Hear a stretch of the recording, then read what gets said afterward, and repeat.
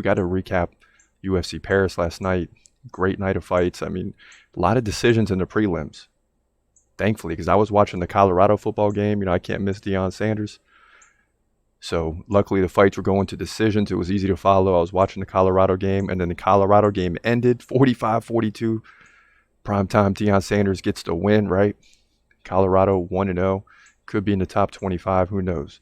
And then when that ended, the fireworks began at UFC Paris. So that's kind of how it went for me yesterday. And the big fight that everybody wanted to know about was Ciryl Gane. Because if he goes in here and loses to Serghei Spivac, that's not a good look.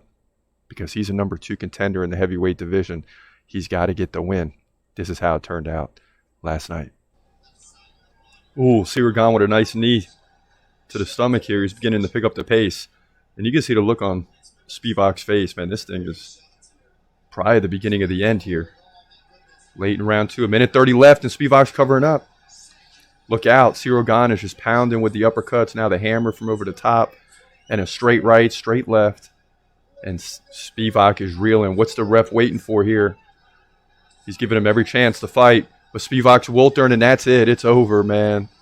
Ciryl Gane lifts UFC Paris and wins this fight in the way that he should. And just breaks down Serghei Spivac over time. 94-14 in significant strikes. What?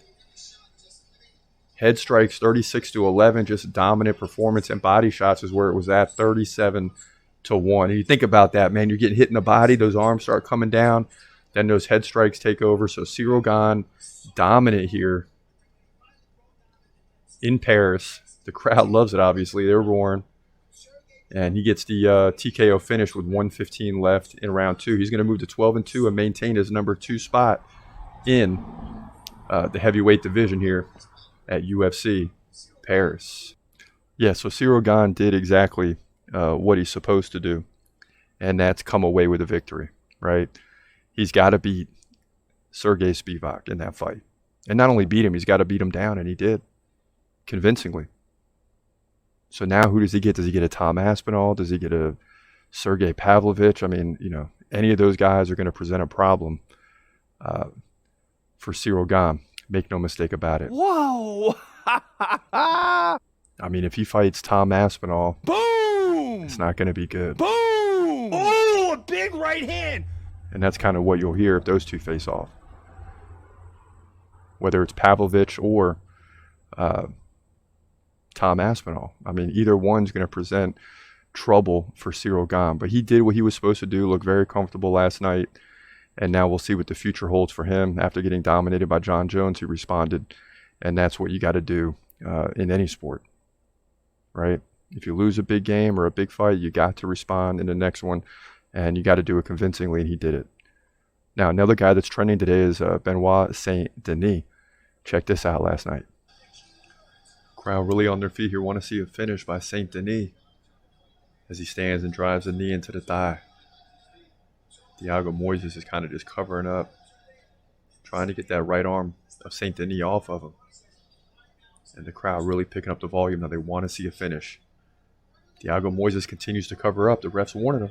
He's got to fight back. But when he's taking a pounding now, Saint-Denis just opening up. The ref's really looking at it. Boy, I think he's got to stop this. He's got to stop this. It's getting close.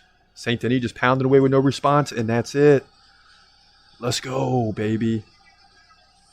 Wow, and the crowd is going crazy for the hometown favorite, Benoit Saint-Denis, as he gets the win over a tough Thiago Moises, a Contender Series guy. He's going to win and move to 12-1, and he just wore him down and got the win near the end of round 2. Yeah, so Benoit Saint-Denis gets the win in round 2, near the end, right? Full 10 minutes. But he's facing off against a good fighter in Thiago Moises, and he looked confident coming into the fight too, did Moises, but he just couldn't get the job done. I mean, Benoit Saint-Denis is ridiculous. The guy beats a lot of people. Another fighter trending today is Morgan Charrier, whom I don't even really know a lot about, but I learned a little bit last night for sure. And Charrier picking it up now with a nice body kick. 1:30 left in round 1 and another one. That's going to force Sakini to back off, and then he catches a leg kick. So he stops one, but he's clearly running now, sliding around, and he's recognizing the power. Nice jab there by Ciryl. Ooh, and a nice body kick to the sternum. And Sakini goes down, takes another kick and another punch, and that's it.